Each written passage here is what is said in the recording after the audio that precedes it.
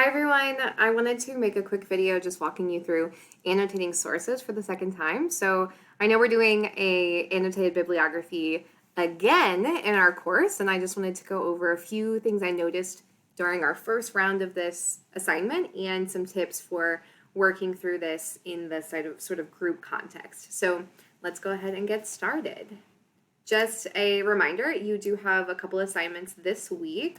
So you've got a discussion board due on Thursday, look normal. This is going to be individual, and it's asking you to find a source that you could use in your bibliography and then critique it. So the readings for this week will help you with the critique, and also you can literally take the same source from your annotated bibliography and drop it in. So it's really kind of a building block to the annotated bib. Your group log number 2 will be posted by your reporter. That is due on Sunday. And then your annotated bibliography, which is an individual assignment in the context of your group project, will be due on Sunday. So the discussion board and the group log should be pretty straightforward. Just follow the prompts given in each. And then the annotated bibliography, I'm going to go over in a bit more detail. So what you should remember from the annotated bib on our first project is that this is essentially a list of sources that you're going to use in your project. So it's the kind of getting your feet wet in the research of your topic. So each of you in your group are going to find 3 sources total. I cut this down from 4 because I want to really focus on just these 3 sources. You're going to need 2 from a library database and then 1 from a popular source. Keep in mind, this is not 3 sources per group. This is 3 sources per group member. This is an individual assignment because I really want to see you guys nail down the idea of citing sources. So 3 sources, you're going to annotate each one, which means take notes on each one. And then what you're going to write up for your bibliography will include the APA reference information, a summary paragraph with an in-text citation, that's really important, the in-text citation, and then an evaluation paragraph. How does this help answer your research question? What's new, interesting, challenging? I don't want you just to choose the first 3 sources that you find. I want you to really think about, is this source helping me? And if not, you need to find one that does, okay? So let's look at an example. This is also on the assignment sheet for you to look over, but this is an example from a student I had in a summer course a few years ago who was doing the topic of addiction with her group, and she decided to specifically focus on how addiction affects the family and friends of an addict. So this is actually the second page of her bibliography. The first is a cover page. She starts with, okay, here's my research question. And that is exactly what I want first. I want to know, okay, what's your topic? And then specifically, what in that topic are you looking at? All right. Then she gives the APA reference information for her first source. I can tell from this source that this source has an author, a date, a title, a publisher. I know that it's a magazine article, and it has the edition and volume and edition, and then the page number here. So I can tell immediately this is a popular source because it's from People magazine. And this is all of the information that you need in a reference. So I don't want just a link. I don't want just the author's name and the date. That is not enough. I should be able to tell from your reference what type of source it is and where to go find it if I want to. So research question, reference information for that first source. And then this student decided to start with a summary. So they said, in the article, A Family's Journey to Hell and Back, Leonard, 2019, gives a summary of the effects of drug addiction on the life of Cameron Douglas, a son of actor Michael Douglas. The article mainly focuses on the addiction of Cameron. However, it does give an inside look at the strained family life between Michael Douglas and Cameron. The tension between Cameron and Michael's relationship was due to his son's addiction. Their relationship overcame many obstacles throughout the years, even during the recovery of Cameron.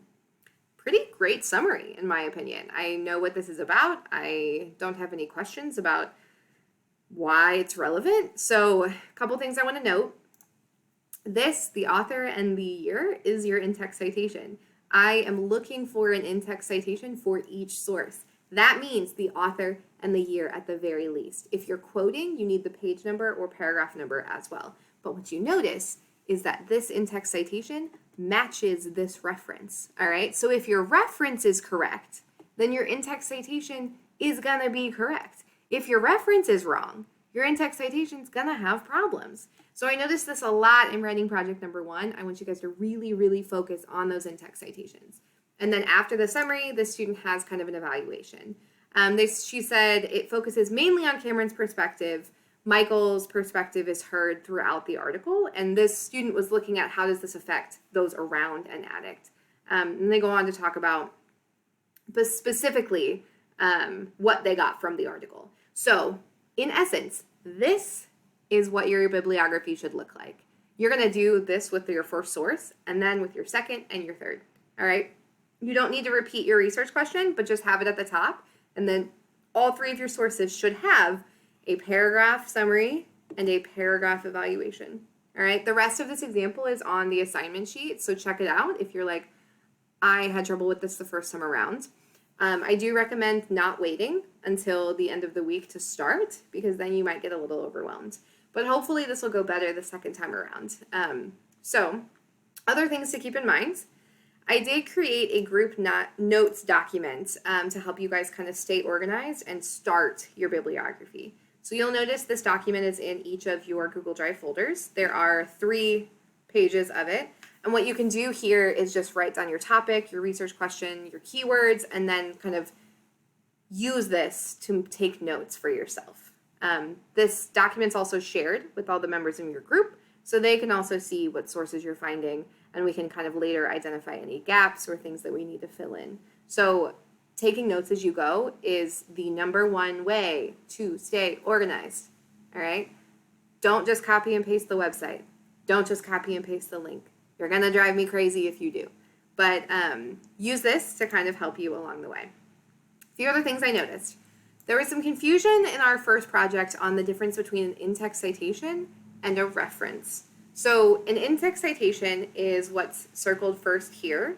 This is when you're paraphrasing or quoting a source in the body of writing. So in a paragraph, like on your bibliography in that summary, you need to tell me where that's from. I know the reference is right above it, but it's not going to be in your actual essay, all right? And then the reference is at the end of the essay. This includes all of the details about the reference itself. So again, from this reference, I can tell the journal article, I can tell that this is a academic journal.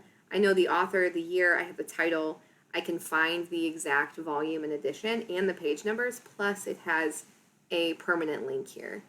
All of that information is necessary. If you are, quoting from a book, you have to have the author, the year, the title, the publisher, and then a link if it's found online. You have to have that information, otherwise it's plagiarizing, okay? So don't just give me a link to the source. That is not enough. I cannot say that enough. All right. If you're still kind of a little shaky on making citations, that's okay. Use a citation builder to help you. I'm going to link this one from the University of Chapel Hill. They have a really great, very well-kept citation builder. I've also used EasyBib or Citation Machine. Those are fine. I like UNC because it's run by the university and it has less ads and is more likely to be verified. So that's just me. But don't just guess.